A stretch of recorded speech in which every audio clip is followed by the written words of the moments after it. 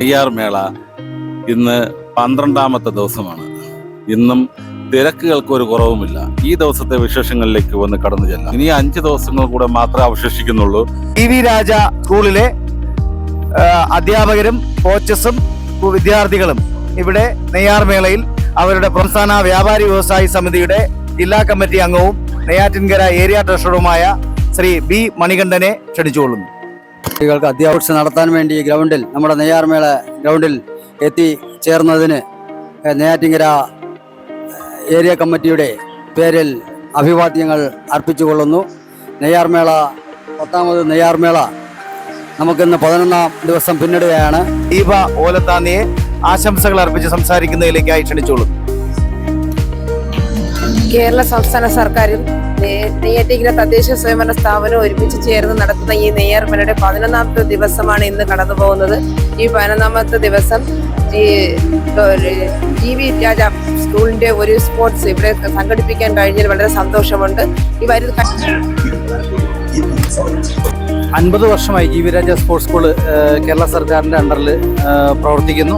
മികച്ച രീതിയിലുള്ള സ്കൂൾ, ഒരു കായിക സ്കൂളാണ് ടി.വി. രാജ സ്പോർട്സ് സ്കൂൾ. ഇംപ്ലിമെന്റ് ചെയ്യാൻ എന്തൊക്കെ സാധിക്കും എന്നുള്ളതിൻ്റെ ഒരു ചെറിയൊരു ഭാഗം മാത്രമാവാൻ സാധിച്ചിട്ടുണ്ട്. അതുകൊണ്ട് ഈ നെയ്യാർമേള സംഘടിപ്പിച്ചിട്ടുള്ള എല്ലാവർക്കും ആശംസ അറിയിക്കും. അധികം സന്തോഷമുണ്ട്. പിന്നെ ഈ നെയ്യാർ ഫെസ്റ്റ് നടത്തുന്ന എല്ലാ ഭാരവാഹികൾക്കും ഞങ്ങളുടെ ആദ്യമായി നന്ദി അർപ്പിക്കുന്നു.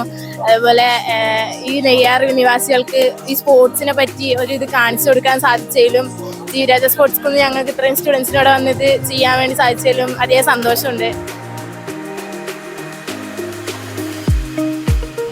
നെയ്യാർ ഫെസ്റ്റിന്റെ ഭാഗമായി ടി.വി. രാജ സ്പോർട്സ് സ്കൂളിലെ കുട്ടികൾക്ക് ഇവിടെ ഭാഗമാകുവാൻ കഴിഞ്ഞതിൽ അതിയായ സന്തോഷമുണ്ട്. ഇന്ന് കേരളത്തില് സ്പോർട്സിന് വളരെയധികം പ്രാധാന്യം നൽകുന്ന ഒരു കാലഘട്ടത്തിലാണ് നാം ആയിരിക്കുന്നത്. അപ്പൊ അത്തരമൊരു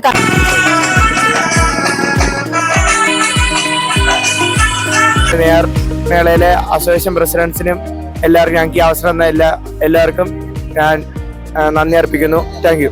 നെയ്യാറ്റിൻകര താലൂക്ക് വ്യവസായ ഓഫീസിന്റെ കീഴിലാണ് ഞങ്ങളുടെ ഈ സ്റ്റാൾ. ഇവിടെ നെയ്യാർ മേളയോടനുബന്ധിച്ച് വ്യാപാരി വ്യവസായി നടത്തുന്ന നെയ്യാർ മേളയോടനുബന്ധിച്ച് നെയ്യാറ്റിൻകര ആറാലുമണി നടത്തുന്ന ഈ നെയ്യാർ മേളയിൽ വ്യവസായ വകുപ്പിന്റെ കീഴിൽ 24 സ്റ്റാളുകൾ അനുവദിച്ചിട്ടുണ്ട്. അതിൽ എന്റെ സ്റ്റാളായ ഇവിടെ ചവ്വരി പപ്പടമാണ് ഞാൻ സെയിൽ ചെയ്യുന്നത്. അധ്യാപികയെ ഏറെ സ്നേഹ ബഹുമാനത്തോടെ നെയ്യാർ മേള ക്ഷണിച്ചുകൊള്ളുന്നു. ഞങ്ങൾ മാർവാനസ് ബദനി വിദ്യാലയ ഭാസ്കർ നഗറിൽ നിന്ന് വരുന്നതാണ്. നമ്മുടെ ഏകദേശം 7 സെറ്റ് ഓഫ് കുട്ടികൾ ഇവിടെ എത്തിയിട്ടുണ്ട്. അവരുടെ ഇന്നോവേറ്റീവ് ആയിട്ടുള്ള ഐഡിയാസ് പറയുന്നതിന് വേണ്ടിയിട്ടാണ് എത്തിയിരിക്കുന്നത്.